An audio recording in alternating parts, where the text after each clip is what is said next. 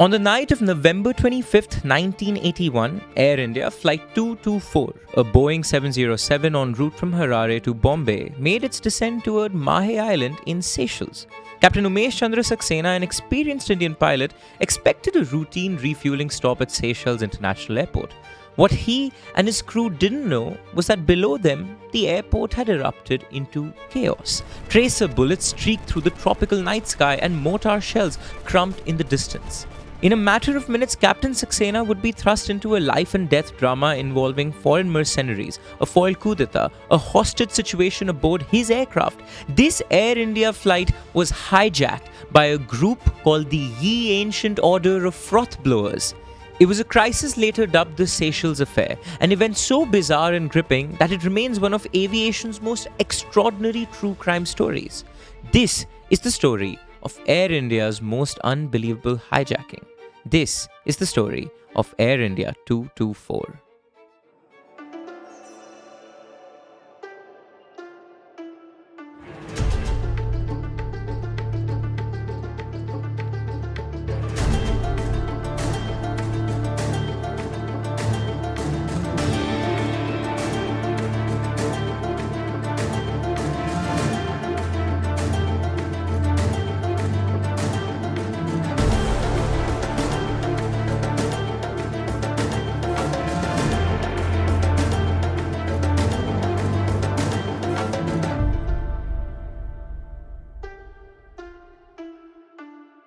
Hi everyone, welcome to the Desi Crime Podcast, a show where we dive deep into some of the craziest stories from around South Asia.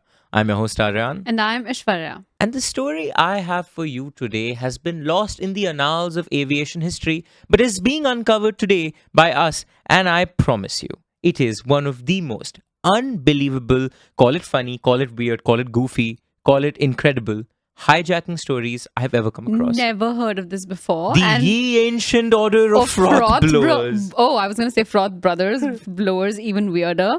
So peculiar. And I think what's even more peculiar to me is that there aren't many aviation tragedies. I think as a field in general, every tragedy that happens takes so many lives, so it becomes huge news. But just in general, by statistics, we don't have that many. It's generally a safe field. It's safe to fly. So the fact that I still don't know this, it is an Air India flight. Never heard of this. Not only is it an Air India flight, it is the first Air India hijacking outside Indian soil. On foreign soil. This is the first one ever. Also, I think everyone who knows me knows this, but I find Seychelles absolutely captivating. I know you've always wanted to go. Always wanted to go. Yeah. And I want to go so bad that I've made it a point to not go there for a vacation and saved for like my honeymoon or something insane. So I really want to go. So I'm really curious about this. If you want to fund Aishwarya's trip to Seychelles, become a patron member or YouTube member right now.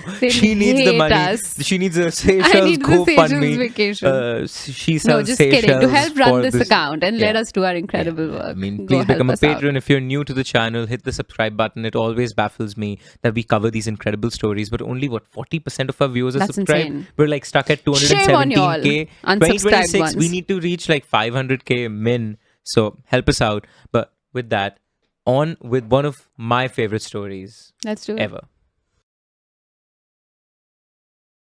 To understand how an Air India plane ended up in the crossfire, we need to set the stage. Seychelles in 1981 was a postcard-perfect island nation, but with a turbulent young history. If you want to learn more about this history, I recommend you go to the YouTube channel Hoser and watch their latest video, The Chillest Dictator Ever, from where I came across this story, and he's one of my favorite YouTube creators. But shout out to him for telling me about this hijacking. But just a few years earlier, before the hijacking, in June 1977, Seychelles' first president, James McCam, had been ousted in a coup led by his socialist prime minister, Franz Albert René. Now, René established a one-party socialist government, aligning the tiny country with the non-aligned movement and tilting towards leftist policies. This, of course, did not sit well with Western powers in apartheid-era South Africa. In this Cold War climate that the 80s world was, René's friendship with socialist states and his curtailing of business ties with apartheid South Africa raised alarm bells in Pretoria and beyond. Now, Mankum, the deposed president of the time, went into exile, first in London, later spending time in South Africa, and he made no secret of wanting his power back. Rumors swirled that he and his allies were plotting a counter coup, possibly with the help of mercenaries. President Rene often warned that mercenaries might be hired to overthrow him, though some dismissed this as paranoia. As it turns out, Rene's fears were not unfounded. By 1981, plans were indeed afoot to invade Seychelles and reinstall Mankum. Enter the mercenaries. In the shadows of the Cold War, mercenaries, these hired soldiers of fortune, were frequently used as pawns in proxy battles. Colonel Mike Harare, a legendary Irish soldier of fortune, had made a name for himself in the 1960s fighting in Congo and even inspired a Hollywood film, The Wild Geese, which is loosely based on his exploits. By 1981, Harare was 62 years old and semi-retired in South Africa. But he was lured back into action by the Seychelles plot. Fiercely anti-communist and obviously not immune to the promise of a hefty paycheck, Harare agreed to lead a team of mercenaries to topple Rene and bring back Mankum. South Africa's apartheid government under P.W. Botha almost certainly gave tacit support to this plan through its military intelligence unit. For Pretoria, ousting a Marxist-friendly leader in Seychelles and replacing him with Mankum, who was pro-Western and had been friendly to South Africa, was a strategic win during the Cold War. Moreover, the elite in South Africa used Seychelles as an offshoring island for tax prevention. There were even hints of American and other international intrigue. Later investigations suggested the CIA was sympathetic to the Seychelles coup plot and that Kenya was prepared to immediately recognize a new Mankum-led government. This was covert geopolitics at play, a small island nation caught in the tug of war between East and West. Cold War in a tropical island. Harare assembled a motley crew of mercenaries for Operation Angla, as the coup was codenamed. His second in command was Peter Duffy, a 40-year-old British-born adventurer who lived in Durban, South Africa. Duffy had led a colourful life. He'd been a coffee planter, a heavy truck driver, a martial arts trainer, a film stuntman, and a newspaper photographer. Quite the Renaissance man who was soon going to add terrorists to his resume. Many others in the group were battle-hardened veterans, ex-Rhodesian soldiers from the elite Sailor Scouts, South African Special Forces commandos, and soldiers of fortune from various countries. In total, about 44 mercenaries were recruited for the mission. Some were South African, some British, some Zimbabwean, with at least one American as well, and even a female accomplice who was the wife of one of the brother-in-laws. Their plan was daring, yet deceptively simple, and my favorite part of the story, that is. The mercenaries would infiltrate Seychelles in the guise of tourists, specifically as a drunken rugby team on holiday. To bolster their cover story, Harare had them pose as members of a fictional beer drinking club called the Ye Ancient Order of Froth Blowers, the AOFB. What? Pretty, like, you have ISIS, you have all these terror, you have AOFB, The fraud okay, blowers. so I had to Google what I thought AOFB. fraud blowers in some way, with some Irish slang, some British slang. It's very directly beer, alcohol Yeah, related. so- I didn't quite realize that. So they wanted to act as these drunken South Africans so that customs wouldn't bother about What's them. up with the drunk piece? Like, I feel like customs would be more on guard This is with a group of- 1980s, But aviation. no one likes a group of drunk people in official public spaces. Is that So I different in think the that 90s? I think the notion was they'll just let them go. They'll be like, oh, just ignore these guys, let them go, just Sure. drunken men. That's absurd. Yeah, I mean, modern aviation, that's absurd. I think back in the 80s, that was like, oh, chill guys. The way to get through security was to be drunk and be an ass, Here's I the guess. funny thing. This was a common thing for there to be beer clubs. So the AOFB, the Ancient Order of Froth Blowers, is a legitimate gentleman's club that existed in Britain while back, where No way. ex-soldiers used to join and go drink and party together. So the name is real, but they obviously weren't the AOFB. There is inspiration though There is behind what's inspiration. happening now. Yeah, Maybe we should start something Yeah, like that. Froth Blowers. I Froth love it. blowers. He even had official-looking AOFB membership stickers made, which the men slapped on their luggage. Inside those bags, hidden beneath layers of beach shirts and children's toys, were disassembled Kalashnikovs, AK-47 assault rifles supplied by the South African military. Each mercenary carried a rifle in a false-bottomed suitcase along with ammunition and grenades. They were essentially smuggling an arsenal into Seychelles right underneath the authorities' noses. On November 25th, 1981, the mercenaries' infiltration began. Harare's team arrived on a chartered Royal Swazi airliner F-28 flight into Seychelles International Airport on Mahé, the main island of Seychelles, which is a country made up of many islands. Dressed in loud Hawaiian shirts and acting all boisterous, they went through immigration declaring themselves to be a club of beer-loving rugby players on vacation. Initially, the ruse worked. By some accounts, most of Harare's men cleared customs without incident. But as fate would have it, a random stroke of luck, good or bad you decide, wrecked this plan. This stroke of bad luck or good luck is best described by writer Graham Linscott in his book Ricochets, The Life of Mercenary Soldier Peter Duffy. Quote, all was going according to plan. The Air Swaziland Fokker Friendship had landed without incident about midday. The Froth blowers had been through immigration without any problem. Now it was customs, and they passed in loose groups through the nothing to declare green gate. Their bags were already being stacked on minibuses outside the terminal building in batches depending which hotel they were booked for. The few passengers who were not part of the Froth blowers mission also made their way through.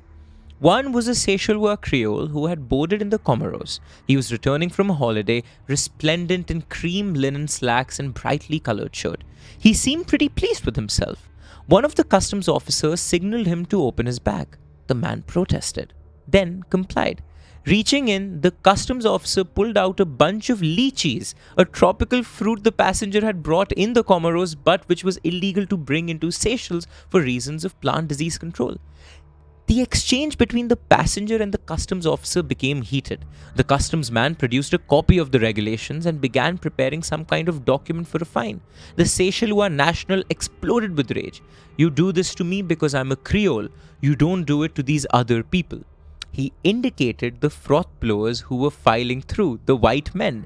Now, at this point in the scene, a lot of the mercenaries have gone past customs, and there is this national Creole citizen who is there complaining about being stopped, and he's pointing at these white terrorists. Now, at this site, in the book it is written, quote, at which site another customs officer stopped Johann Fritz, another mercenary, and asked him to open his bag. Duffy, the other mercenary, was next in line and went cold. He knew what was about to happen. He reached into his own bag and pulled out a rubber bathtub duck and squeaked it at the customs officer, hoping it would distract them from Johann and disarm him. The officer ignored the rubber duck as he felt around his comrade's bag and found that obviously it had a false bottom. He began pulling the bag apart, at which sight Duffy ran to the exit to where the bags were being piled onto the minibuses, and he told the other comrades that had made it through, quote, get the bags down. I think we've been rumbled. Suddenly, a mercenary whipped out one of his disassembled AK-47s, hastily clicked the pieces together, and opened fire in the customs hall. Chaos erupted. In the confusion, the gunman's aim was off. Instead of shooting the customs officer, he accidentally shot Johann Fritz, the very comrade whose bag had aroused suspicion. The bullet struck Fritz through his heart, killing him almost instantly. Fritz became the first fatality of the operation, tragically gunned down by friendly fire in the very first seconds of battle. For the mercenaries, the secrecy of the mission was now irretrievably lost. Quote, all hell broke loose as gunfire erupted across the terminal. Startled customs and police officers tried to respond, but the mercenaries were already pulling more rifles from their bags and fanning out in tactical formation. Duffy, who had dived for cover amid the first shots, looked around to a scene of panic.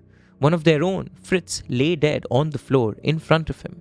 A Seychellois customs officer who had grabbed an AK-47 from an evidence locker, one with a wooden butt, as Duffy later recalled, was wounded in the exchange of fire, though not killed. The mercenaries swiftly took control of the airport terminal. They herded the stunned airport staff and travelers into a group and made them sit tight under guard. Two mercenaries raced to the control tower and seized the radio room, effectively commandeering the airport's communications. It was a violent, chaotic few minutes, but Mike Harare's men now controlled Seychelles' only international airport. However, their position was extremely precarious. Just beyond the airport perimeter, barely a mile away, was a camp of Tanzanian troops stationed in Seychelles.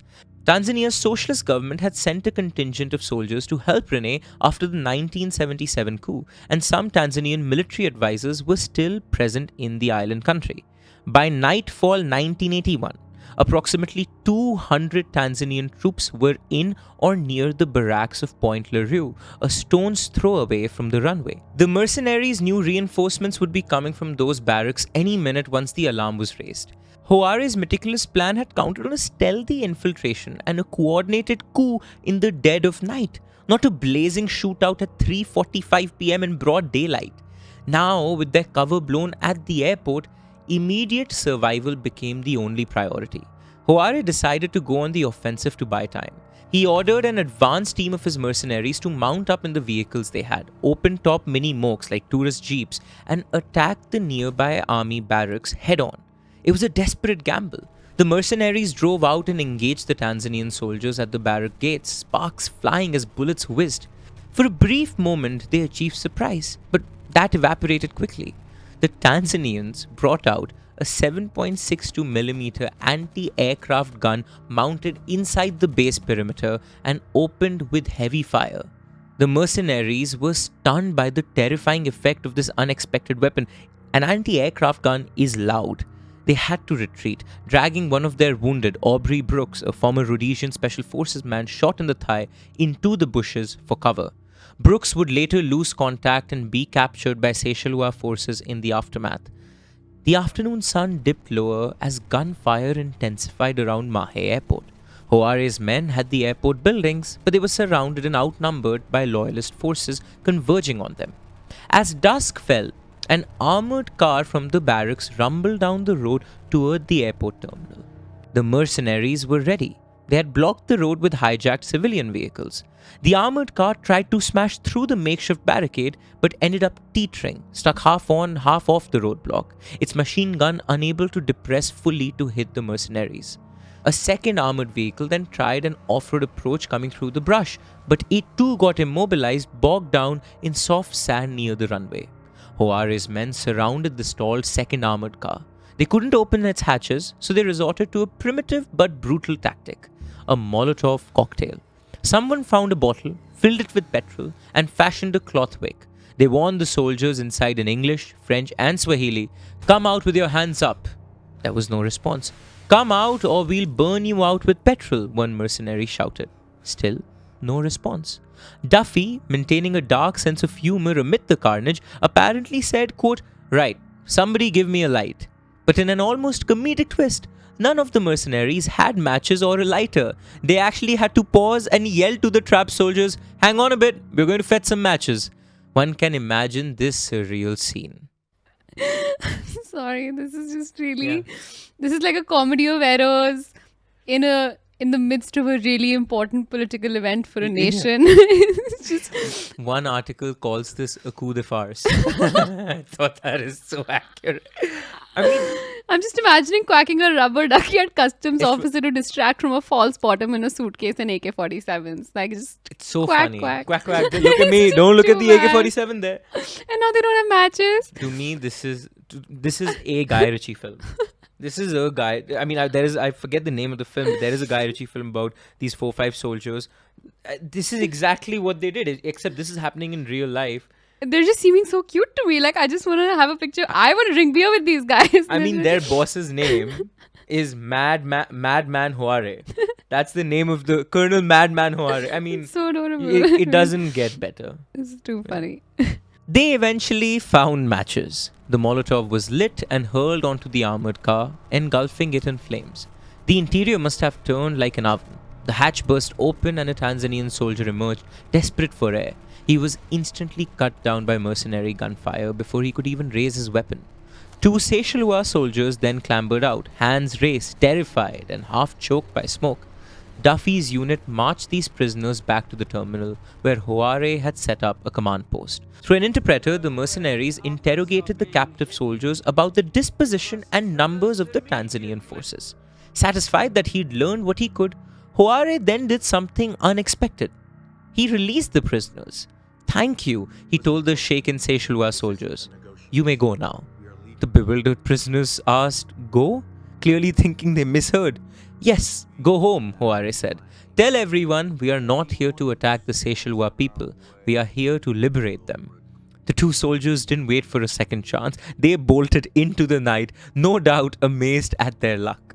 Despite small victories like disabling the armored cars, the situation for the mercenaries was growing more dire by the minute.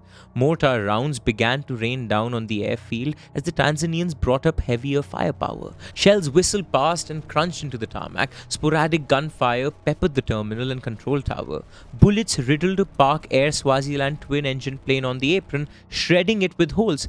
That was actually the same F-28 jet that had brought Hoare's team in.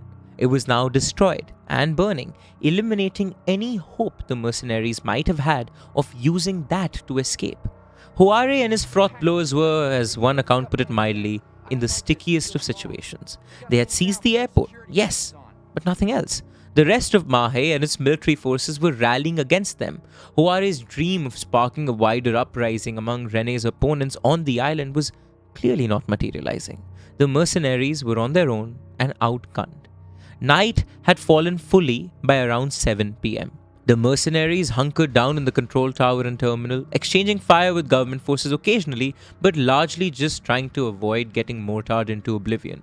It was at this tense moment that fate intervened in a most unexpected way, in the form of a commercial Air India flight full of civilians about to land right into the middle of this battle. Up in the airport's control tower, mercenary Vernon Prinsloo, a South African ex-Rhodesian who had been a national boxing champion in his day, sat with a captive Seychelles air traffic controller, monitoring the radio amid the sporadic gunfire and explosions. Suddenly, at around 8 pm local time, the radio crackled. It was an incoming aircraft on approach. Air India Flight 224 calling in for landing clearance. Air India Flight 224. Request for landing. The flight, a Boeing 707, was inbound from Harare, Zimbabwe, and scheduled to refuel at Mahé before continuing on to Bombay, or Mumbai as it's called now. On board were dozens of unsuspecting passengers, including several high-profile Zimbabwean officials and a prominent Zimbabwean businesswoman, and an Air India crew of 13. They had no idea the airport below was under siege. Prinsloo faced a dilemma. The mercenaries didn't want witnesses or a large bunch of civilians complicating their situation.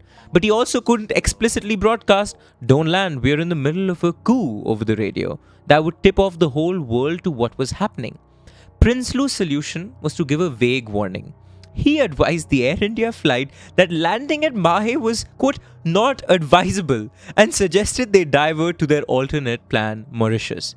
Up in the cockpit of the Boeing 707, Captain Umesh Saxena received this puzzling message: not advisable to land.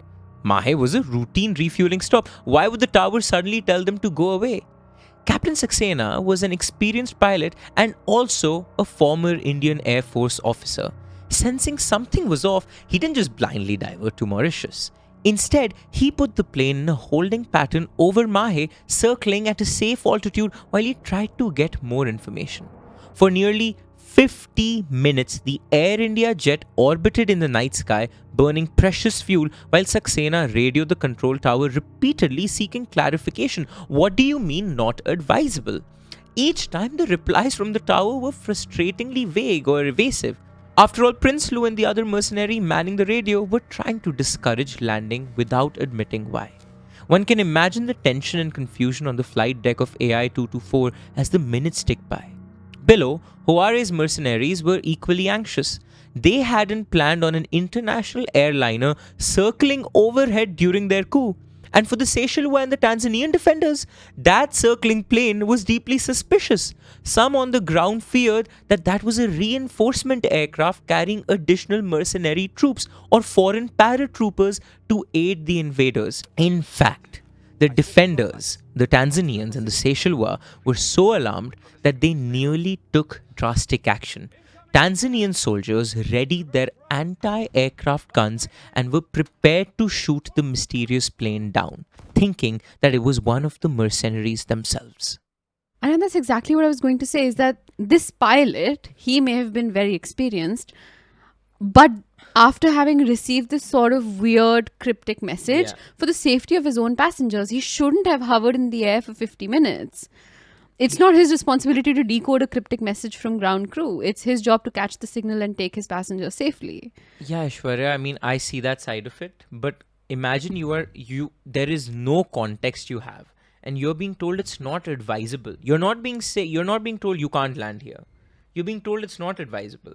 You're being given cryptic messages that are neither yeses nor nos. But I'm sure there is protocol in these situations where Aishwarya, for this a was a very, pilot- I, there are part of- specific things that need to be said to them for them to be able to land the right way. And if you're not receiving that, of course, and pilots, if anything are known, they know of these hijacking situations where when the ATC is hijacked, when a pilot is hijacked, Yeah. they can't give clear messages. They talk in cryptic code. Yeah, but to me, this- it's just a little bit absurd that like he's hovering on top. And sure, Seychelles isn't like a very powerful country to be able to maybe gun down an airplane, but lots of countries are. Aishwarya, to me, given that it was, and I thought the same thing. I don't want to blame the pilot, especially because of the heroism later displayed by him that we'll get into. Couple of things need to be kept in mind. This was a refueling stop, so the amount of fuel that this plane had would have been barely enough to get to the nearest airport. Like, it might have been enough, I don't know the exact details, but it would cut close. So that was one thing. If you were to leave Seychelles and try to go to Mauritius, there is nothing in between where they could have landed were they to run out of fuel. So your best bet is to I can see the argument where you just hover around hoping that you can land, because the nearest airport is miles away. But if Mauritius is your like plan B for refueling, which is what the ATC said. Yeah, but the ATC again is being, that's just trying to divert them and not take. Oh, so that's not factually correct. That I know it would have cut very close, because as we are going to find out, by the 50-minute point of circling around Mahé, they had only 5 minutes of fuel left. And then they said, we have to land. Thankfully, that trigger on the anti-aircraft missile was never pulled, or we'd be telling a far more tragic story. Instead, as the Boeing circled, the Tanzanian garrison fired 2 red warning flares into the sky, an internationally recognized signal to abort landing, hoping the Air India flight would see the flares and stay away. But Captain Saxena had a problem. Fuel, or the lack thereof. You see, the Boeing 707 had been in the holding pattern for nearly an hour. According to one account later given in court, the plane was down to just 5 minutes of fuel reserve before it would have to either land or ditch. Now, keep in mind that had they tried to make the journey to Mauritius, in a modern Boeing, that's a 2.5-hour journey. So the argument Saxena and other pilots made was that they couldn't have resorted to an alternative plan. Now, running out of options, Saxena made the call to land. The mercenaries in the tower, realizing the big jet wasn't leaving, cleared him for an approach, even giving him cryptic instructions like land deep, meaning touchdown further down the runway than usual to avoid the ongoing skirmishes. It's unclear if Saxena understood the term land deep at first, but soon the reason would become obvious. Just after 9 p.m., the Air India Boeing 707 came in for landing at Seychelles International Airport amid a war zone. It was pitch dark and tense. As the plane descended, Tanzanian troops on the ground, still fearing it might be enemy-packed, refrained from firing directly at it. They had the decency, as one account said, to hold fire aside from the warning flares. Even so, tracer rounds from earlier firefights were still ricocheting around, arching up into the night as the jet made its final approach. At the last second, Saxena and his cockpit crew noticed something on the runway. A truck had been left there, possibly one of the vehicles the mercenaries had used as a roadblock or a vehicle abandoned in the melee. He couldn't abort now though, not enough fuel for another go-around. In a split-second decision, Saxena aimed further down the runway, landing deep, and managed to touch down just past the obstacle. Even so, this was something out of a Hollywood film, because one of the plane's undercarriage stabilizer trims clipped the truck with a sickening bang, tearing the small stabilizer piece completely off. The aircraft lurched violently.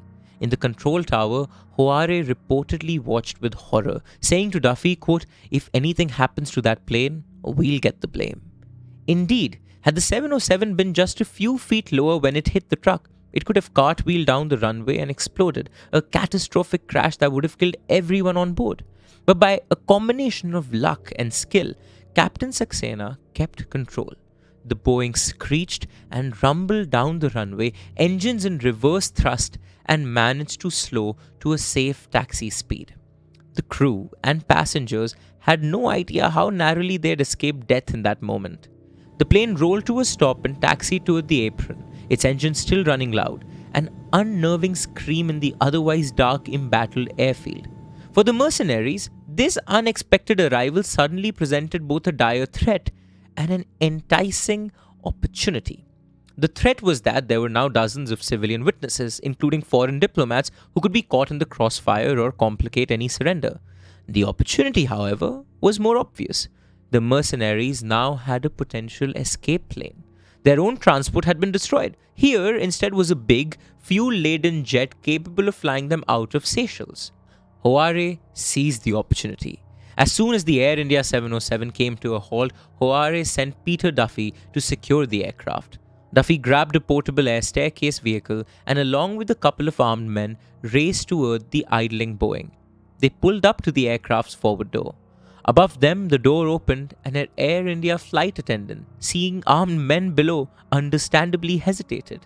Duffy shouted up over the whine of the jet engines, "Are you the captain?" to the figure in the doorway. "I'm the first officer," came the reply, his voice barely audible over the roar.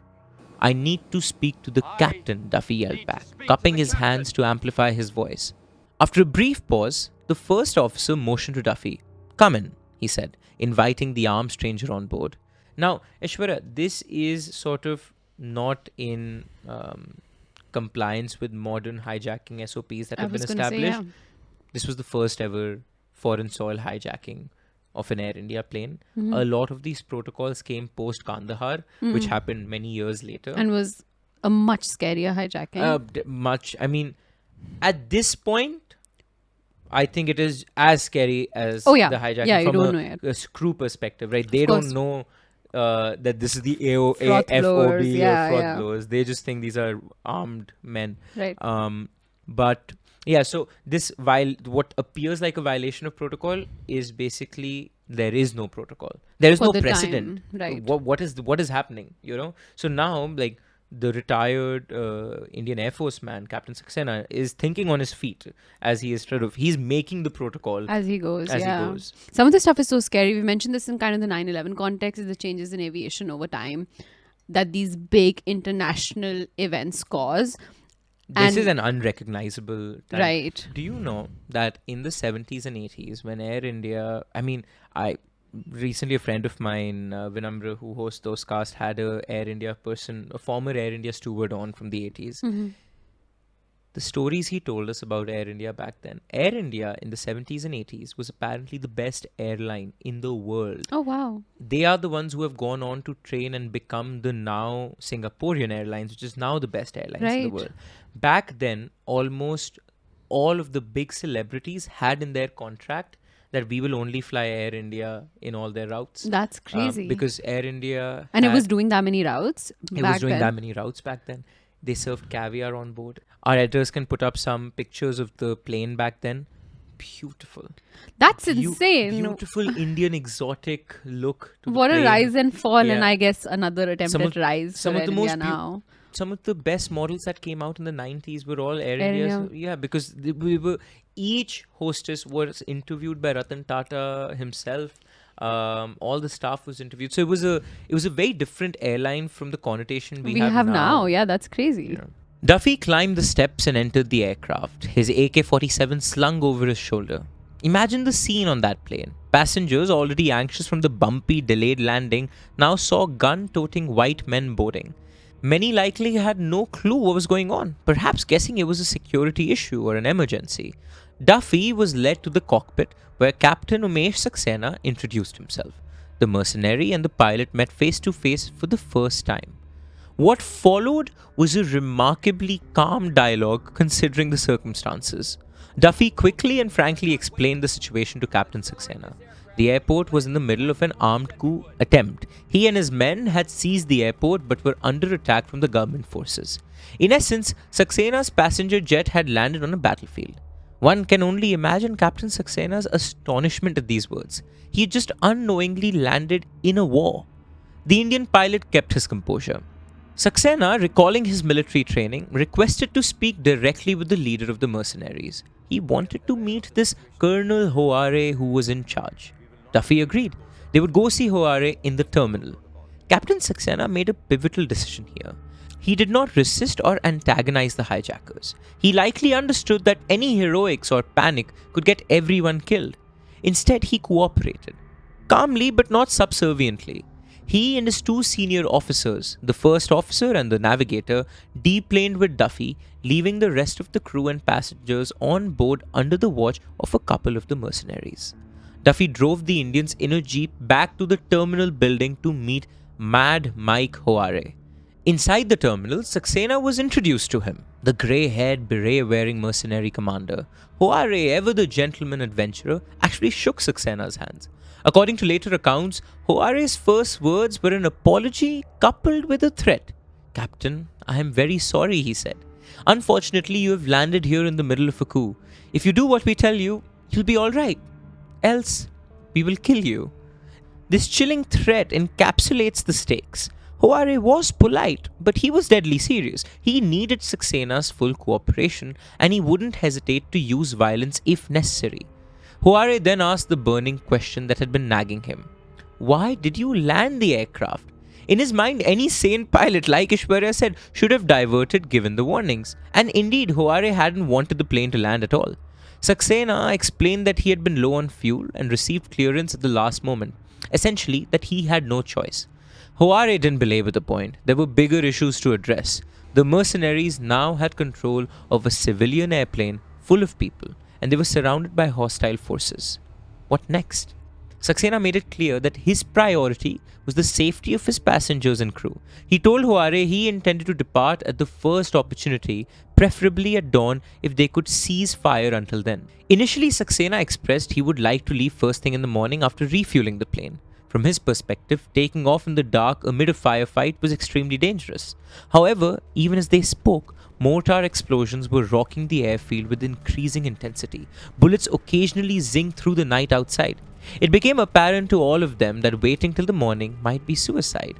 The battle was only heating up, and the longer the Boeing sat on the ground, the greater the chance it could be hit by a stray shell or even stormed by troops.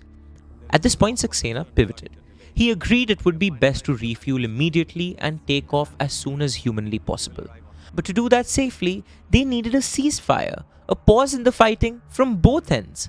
Dozens of Seychelles Airport employees were still effectively hostages in the terminal. If the army launched a full assault, it could be a bloodbath involving civilians, hostages, and the airplane full of innocents. Saxena proposed negotiating with the Seychelles government for a temporary truce. Harare, realizing that Saxena, as an uninvolved third party, an Indian citizen representing a neutral country's airline, might have more sway with President Rene himself, and agreed to let him try. They found a telephone in the terminal, and one of the Seychelles hostages, who was in the airport staff, who knew the direct line to the State House where President Francis Albert Rene would be. The hostage was forced to place the call, and miraculously, they got through. In the middle of this tropical coup mayhem, Captain Saxena found himself on the phone with President Rene of Seychelles. It was surely one of the strangest phone calls of both men's lives. Saxena identified himself. "I'm the captain of an Air India civilian flight that has unintentionally flown into the crisis." He calmly explained the quote dire scenario, emphasizing that his aircraft carried innocent civilians, including some important Zimbabwean government passengers, and had absolutely no connection to this coup attempt. The mercenaries had effectively taken his plane hostage, and all he wanted was to depart safely with his passengers. According to later reports and Harare's own recollections, Saxena and Harare both assured Rene over the phone that if firing ceased, the Air India plane would take off immediately, and we promise that none of the mercenaries would leave on it. Harare himself got in the line to bolster this promise. Quote, "In the name of humanity, I ask you to stop the shelling of the Air India Boeing immediately," Harare pleaded to the president. "I beg you to stop the firing and give permission for the plane to take off at once. It has no connection with us whatsoever." End quote. He vowed that his mercenaries, quote, "would not leave with the plane." End quote. I really like this man. I don't know. He's like Dr. Doofenshmirtz. It's that evil character that's so endearing in some way. Is just killing his own people by mistake, quacking a duck. Like, it's just too cute. This is I the want to most see his legendary face. coup Like, I have ever heard of. I mean, this is this insane. is legendary stuff. This is the kind like this. If this guy goes on to become a grandfather, I would love to be his grandson. Yes, Just that's what I'm sit around, saying. tell Most me likely now he's like this old Yeah. bearded dude if he's alive.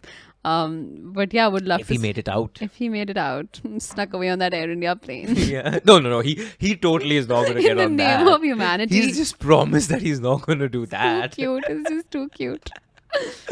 Now, at this point, President Rene faced an agonizing decision. The lives of dozens of innocent international passengers were at stake, including VIPs from Zimbabwe, which was a fellow African nation. And if there's anything that you need to know about Rene, is that he was a staunch African leader. He always positioned himself as the leader of all African countries. So the optics of a civilian massacre at the airport would be horrific for Seychelles, and Rene genuinely had no quarrel with India or those passengers.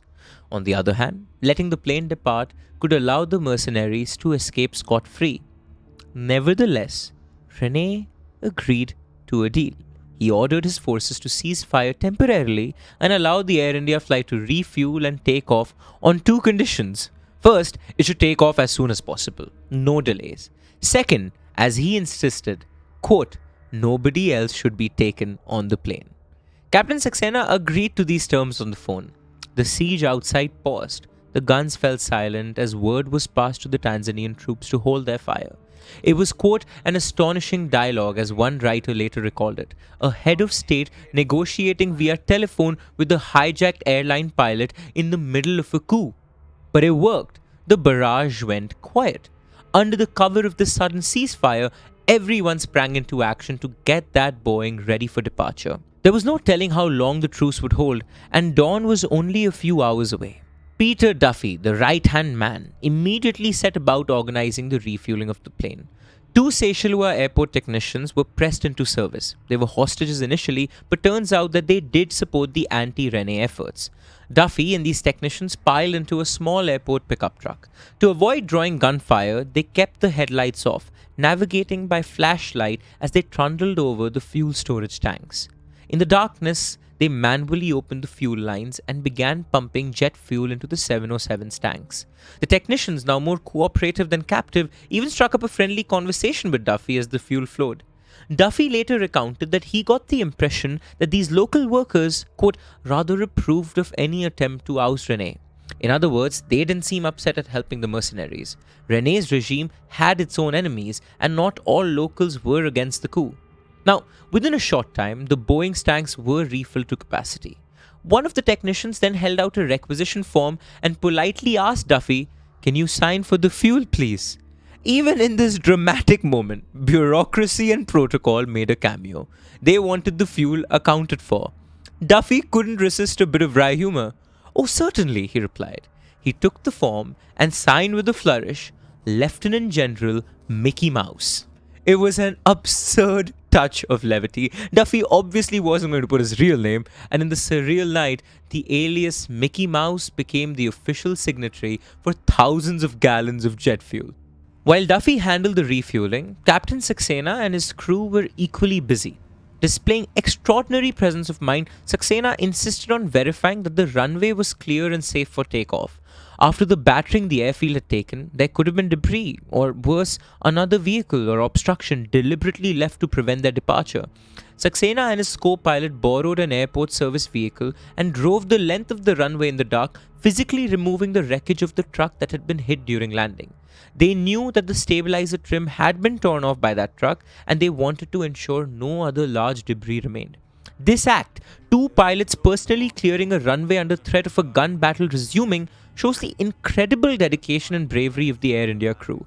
They literally, quite literally, paved the path to their own escape. Fortunately, the missing stabilizer piece was not critical for takeoff or flight stability. The 707 was deemed airworthy despite the damage. By around midnight, the fuel tanks were full and the aircraft was prepped. It was time to go. But one crucial question remained. Who would be on board? At the terminal, Captain Saxena and Colonel Harare had a final discussion. Saxena was acutely aware that Rene expected the plane to leave without the mercenaries. He also knew that as soon as the plane could take off, the ceasefire would likely end and the mercenaries left behind would face the wrath of the Tanzanian and Seychelles forces. The Indian crew and passengers were safe either way once airborne, but Saxena had developed a certain empathy for these desperate soldiers of fortune during their interactions, much like Aishwarya. Moreover, if the mercenaries were abandoned, they might even turn on the hostages in a last stand. A plan that got everyone out alive was clearly preferable. So, Saxena made an offer. Quote, I don't want to know how many men are in your group, he told Harare. That's your business, but I can carry an extra 50 passengers, he said. In other words, I'm willing to take you and your men on board. This was an incredible moment of negotiation. Saxena was effectively volunteering to let the hijackers, the very people holding him at gunpoint, onto his plane to facilitate their escape, as long as it meant his own passengers would be safe. It was a pragmatic and humane move, I guess, for some. It prioritized lives over formalities. Harare and Duffy conferred. Accepting Saxena's offer was a no-brainer in one sense. It was their only way out. But it came with a risk. The destination. The flight was officially bound for Bombay, India. But apartheid South Africa, where most of these mercenaries were from, had no diplomatic relations with India at the time. You need to keep in mind, apartheid South Africa was persona non grata in the world for their apartheid state, which discriminated against the blacks as a state policy. If they landed in Bombay, the mercenaries would be in hostile territory, likely arrested and handed over to Seychelles or prosecuted in India for air piracy. Plus, many of these mercs had South African or Rhodesian passports, which would raise huge red flags in India. They needed to go somewhere that might be more sympathetic. Harare's thoughts naturally turned to Durban, South Africa. South Africa was their best bet for a friendly reception, or at least a familiar legal environment. Saxena agreed to fly them to Durban instead. It was roughly a 2,800-mile journey, well within the 707's range with full fuel. This decision to divert to Durban was later seized upon by defense lawyers in court to argue a technicality. Because the destination change was agreed to before takeoff, on the ground, the mercenaries would claim the plane was not forcibly hijacked in the air, but rather commandeered on the tarmac. One of the Air India officers even told media later that it was more of a commandeering than a hijacking, echoing Duffy's insistence that no weapons were pointed at the crew and that Saxena had offered help out of compassion. Of course, from a legal standpoint and the passenger's perspective, armed men taking over an aircraft and directing its course is hijacking, plain and simple. But this distinction would become a contentious point later. At this moment in the terminal, semantics, however, were the last thing on anyone's mind. Saxena's priority was to get his people off the ground unharmed, and if that meant giving lift to 40-odd mercenaries, so be it. In truth, by cooperating, Captain Saxena was saving lives on all sides. As Duffy noted years later, had the mercenaries not taken over the plane, the Tanzanian military might have eventually shot the aircraft down or stormed it, assuming it was an enemy transport. Around 1 a.m. in the wee hours of November 26th, under the cloak of the agreed ceasefire, a remarkable evacuation unfolded. The mercenaries began boarding the Air India 707. They were careful to conceal their weapons as they moved. Reportedly, they wrapped up their guns and blankets on the floor of the plane so that if anyone peered in a window, it wouldn't look like a cargo hold full of rifles. They even loaded the body of Johann Fritz, the mercenary who'd been killed initially, into the cargo hold, not wanting to leave their comrade's corpse behind. Passengers on board watched wide-eyed as roughly 43 men filed into the cabin, taking seats among them. Imagine the tension. Many of these passengers were Indian or African dignitaries now sitting cheek by jowl with burlap-shirted soldiers. Yet, interestingly, there were no incidents of violence or abuse at this point. The mercenaries did not harass the passengers or crew. In fact, multiple accounts affirm that the mercenaries remained oddly courteous to their involuntary fellow travelers. As one Air India air hostess Ulka Kothare later recalled, quote, all along, there was no confrontation between mercenaries and other passengers or crew members. When a few of the militia men demanded liquor, they offered to pay by travelers' check, but we were scared and served them free. End quote. With everyone aboard, Captain Saxena and his crew performed final pre-flight checks. The mercenaries took seats scattered throughout, with a few like Harare and Duffy remaining up front near the cockpit to ensure the pilots complied. At least one mercenary with an AK-47 sat in the cockpit jump seat, weapon on his lap. But they needn't have worried. Saxena intended to uphold his word. His only request was that the ceasefire hold until they were safely airborne. President Rene, for his side of it, kept his promise. Not a shot was fired as the Boeing began rolling towards the runway. Around 1:30 a.m., Saxena pushed the throttles and the Air India 707 roared down the runway. The heavy jet lifted off, carrying a most improbable mix of passengers into the night sky. On board, a spontaneous cheer erupted. Many mercenaries gave a triumphant parabat clap, a paratrooper's celebratory slap of the fuselage, and even the relieved legitimate passengers joined in applause. Down below, the Tanzanian soldiers refrained from firing, honoring the ceasefire. The plane climbed away from Mahé, leaving behind the flicker of fires and the silhouettes of a thwarted coup. The immediate danger for those on the aircraft was over. They had escaped the battlefield. In the cabin, the tension eased palpably. Drinks were served to all. Air India's cabin crew did what they always do: take care of their passengers, even the uninvited, heavily armed ones. For the first time that night, mercenaries and hostages alike could breathe easy, sharing in the bizarre camaraderie of survival. One mercenary raised a toast to Captain Saxena and his team for getting them out. The crew, of course, refused any payment offered for drinks. This was no ordinary flight service situation. One anecdote illustrates this mutual civility. At some point during the flight, one mercenary told a flight attendant they felt bad that the passengers had been inconvenienced by all this. He quipped that the least they could do was not deprive people of refreshments. It was a strange courtesy in a hostage situation, but it speaks to the almost surreal dynamic on that airplane. As the sun rose on November 26, 1981, Air India Flight 224 approached Durban International Airport. By now, word of the hijacking had spread internationally. South African authorities were fully aware that a hijacked Air India plane with dozens of mercenary coup plotters was headed their way. The apartheid government was in a tricky spot. Publicly, they had to treat this as a criminal hijacking and uphold international law, especially given how blatantly the mercenaries' actions violated another nation's sovereignty. Privately, however, some in Pretoria likely sympathized with or even had supported the coup attempt. There were reports that back-channel communications occurred to ensure the Indian hostages would be released quickly and perhaps to coordinate a less punitive handling of the mercenaries. At Durban Airport, police and military units deployed in force. Heavily armed South African police, soldiers, and even special forces surrounded the tarmac as the Boeing landed and rolled to a stop in a remote area of the airport. For a few tense minutes, nothing happened. Then, in a carefully choreographed move, Mike Harare and his 43 mercenaries surrendered to South African authorities. They disembarked from the plane one by one, hands raised or behind their heads, and were taken into custody without incident. Harare famously carried a rolled-up white flag made from a handkerchief as a gesture of capitulation. The mercenaries were promptly separated from the Air India passengers and crew. For the first time in nearly 12 hours, Captain Saxena, his crew, and all the original passengers were free. One can imagine the relief and emotion as the hostages were escorted away by Indian High Commission officials and others who had rushed to the airport. They had been through an incredible ordeal, and amazingly, not a single hostage was physically harmed. South African authorities, to their credit, treated the Indian crew and passengers with utmost care. They were housed briefly and then sent on to their destinations. The Air India 707 itself, after a short delay and thorough checks, departed for Mumbai not long after, once formalities were sorted out. And indeed, the records indicate that Captain Saxena and his crew flew the plane onward, completing their journey to Bombay. Meanwhile, the mercenaries, now prisoners, were paraded to a waiting fleet of police vehicles.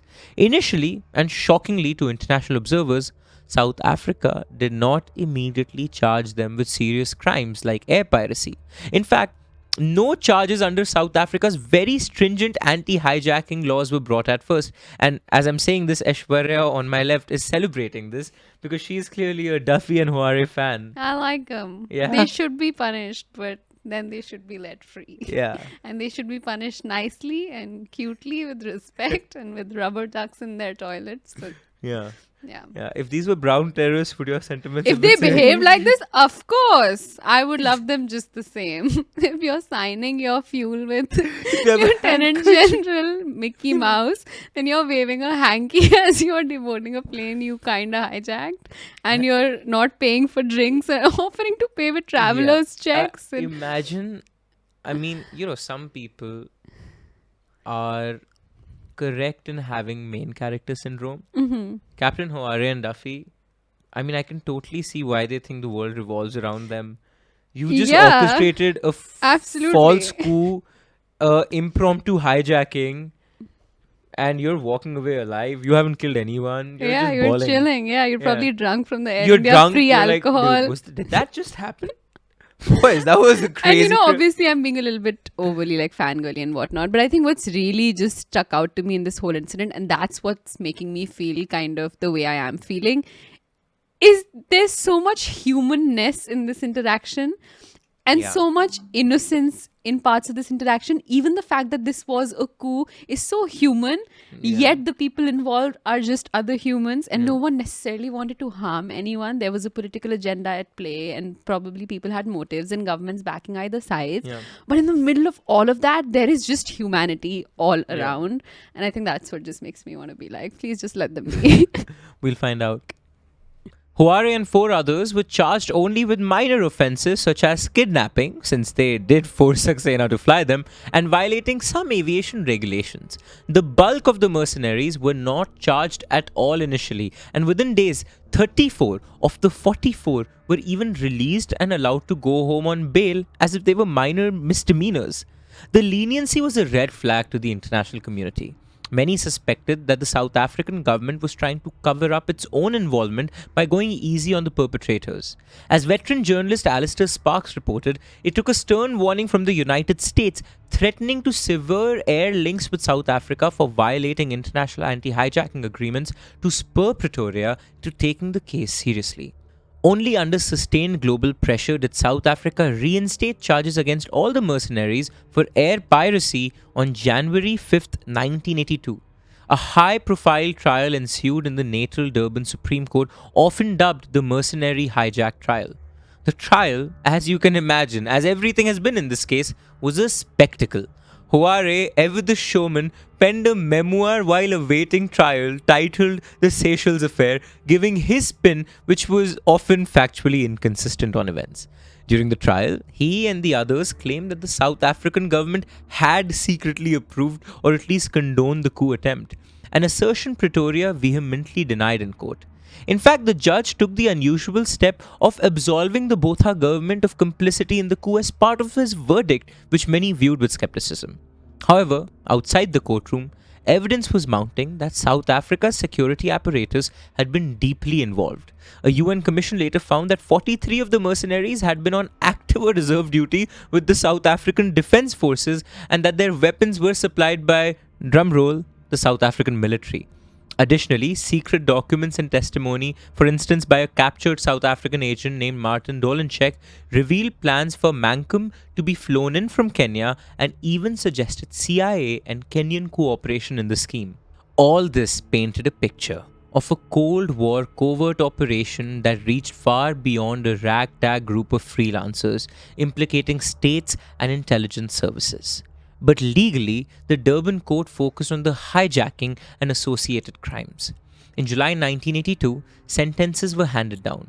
Mike Huare was convicted of hijacking and sentenced to 10 years in prison. The judge lambasted him as, quote, an unscrupulous man with a highly cavalier attitude to the truth, end quote.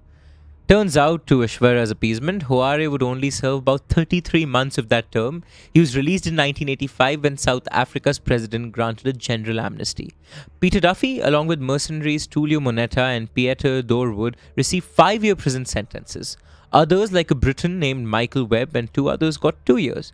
Mercenary Vernon Prinsloo, the guy who manned the control tower, was given 2 5 terms on lesser charges like weapons violations, but would effectively serve only 12 months. The remaining 3 dozen or so mercenaries were found guilty of a minor charge, endangering the safety of an aircraft. They were each sentenced to 5 years, but with 4 years suspended, meaning only 1 year to serve, and even that was reduced for good behavior. In effect, most of the foot soldiers only spent about 4 to 6 months behind bars before regaining freedom. The disparity of justice was striking. The 5 main leaders bore the brunt of the punishment, while others got a slap on the wrist. Meanwhile, in Seychelles, the few mercenaries who hadn't made it onto the plane faced far harsher fates. 5 mercenaries and at least 2 accomplices had been left behind. Some were captured at the airport or later on the run.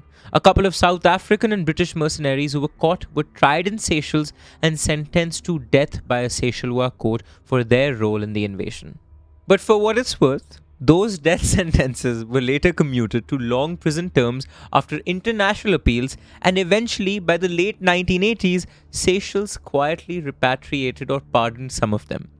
Now, for President Rene of Seychelles, the whole episode was both a narrow escape and a vindication of his warnings about the mercenaries. In its wake, he tightened security and leaned even more on allies like Tanzania, and interestingly, also improved ties with India. The Indian government, outraged at the hijacking of its national airline, took a keen interest in Seychelles' stability thereafter. India later helped Seychelles set up its coast guard and even intervened in 1986 Operation Flowers Are Blooming to foil another rumored coup attempt by South African-backed elements. The United Nations condemned the mercenary aggression. Resolution 496 established an inquiry, and there was serious talk of sanctioning South Africa for harboring hijackers. Through it all, Captain Umesh Saxena and the Air India crew were hailed as heroes. The Indian government expressed its gratitude and pride. Air India praised the crew for demonstrating the highest standards of professionalism. Saxena became, as one article put it, something of an Indian national hero for the cool, level-headed way he handled the hijack. And indeed, his actions had global ripple effects. One Seychelles officer later noted that the presence of those Zimbabwean VIPs on the flight, and Saxena highlighting that to Rene, played a part in Rene's decision to hold fire out of respect for a fellow African nation's dignitaries. Now, in the immediate aftermath, of course, Captain Saxena and Peter Duffy went their separate ways. One back to life as an honoured airline captain, the other to a South African prison cell. Mike Harare emerged from prison in 1985 unapologetic. He told the interviewers that South Africa was the bastion of civilization, fighting Marxist menace in Africa, showing no remorse for his actions. Think of him like your eccentric granddad. Harare lived out a long life, passing away in 2020 at the age of 100, still a legend in mercenary lore. But the relationship between Peter Duffy and Umesh Saxena took a surprising turn. Peter Duffy was released from prison after serving about 21 months of his 5-year sentence, roughly until mid-1984. He returned to civilian life in Durban, keeping a low profile. For years, he worked as a press photographer for a local newspaper. Ironically, he had been on annual leave from that very paper, the Daily News, when he went off to Seychelles adventure. Saxena continued flying for Air India, and every so often, he would recall the bizarre night when his plane was commandeered by mercenaries. In interviews, Saxena often mentioned an interesting exchange at Durban Airport just before Duffy was taken away. As the hijackers were being led off in handcuffs, Duffy turned to Captain Saxena and said, quote, "We must meet again someday." Saxena, still rattled, replied, "Not under such circumstances." It was a terse goodbye between adversaries who had been working together to survive. Decades passed. Then, in 2006, 25 years after the hijacking, that improbable reunion Duffy had suggested actually happened. Duffy, by then in his mid-60s, reached out and arranged to visit Mumbai, India, where Captain Saxena had retired. The news made headlines. Hijacker meets pilot after 25 years. There's even a photograph from that meeting. Peter Duffy, a short, bespectacled man, grinning with a beer in hand. Captain UC Saxena beside him, smiling. And in the photo too, one of the Air India flight attendants, Ulka Kothare, who had been on the hijack flight, was there. They look like old friends as a casual get-together, a scene almost hard to believe. During the reunion at Saxena's Lokhandwala apartment in Mumbai, the two men shared memories and perhaps a few laughs. Duffy joked as he raised his beer. Then they had served us booze under pressure. Now, see, today he serves me beer of his own sweet accord. End quote. That fateful meeting between the two men in 2006 ended in laughter. In the years to come, Duffy used to call Saxena every year to wish him happy Diwali. It was not exactly Stockholm Syndrome, but a weird, more consensual version of it that I grasped to understand. Duffy passed away in 2017 on the very day his biography, Ricochets, which recounted the Seychelles incident, went to print. Saxena, as of the latest reports, is still regarded fondly for his role in this episode. This was the crazy story of one of the craziest hijackings I've ever read about. Until next time, stay safe, stay crazy, and stay desi. If you like what we do here at Desi Studios and absolutely love what we're wearing today, this is merch you can go buy all for yourself. You can buy this Desi Crime merch in our YouTube store on the link down below at Karak Merch. Keep the engines at Desi Studios rolling so we can pay our videographer right behind the camera to make these amazing episodes just for you.